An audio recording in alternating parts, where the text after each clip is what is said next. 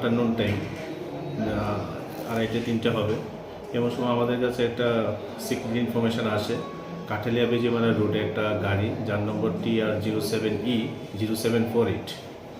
তো গাড়িটা দিয়ে কিছু কন্ট্রাব্যান্ড আইটেমস আসার কথা। অ্যাকর্ডিংলি আমরা ওই রোডে মুভ করি। কিছুক্ষণ মুভ করার পর দেখা যায় অপোজিট সাইড থেকে একটা গাড়ি সেই নাম্বারের গাড়ি আসছিল। তো আমরা গাড়িটাকে থামানোর জন্য সিগন্যাল দেওয়ার পরে গাড়িটা ব্যাক গিয়ারে অনেকখানি চলে যায়, প্রায় 300-400 মিটার। তারপর সে ওখানে গাড়িটা ঘুরিয়ে পালিয়ে যাওয়ার চেষ্টা করে, কিন্তু আমরা চেস করে গাড়িটাকে ধরে ফেলি। ড্রাইভার ভেগে যাওয়ার চেষ্টা করেছিল, কিন্তু আমরা ওকে ডিটেইন করি। তারপর আমরা ওখানে আমাদের DCM প্রবীর রঞ্জন সাহা এবং SDM অফিসের স্টাফ কল করি।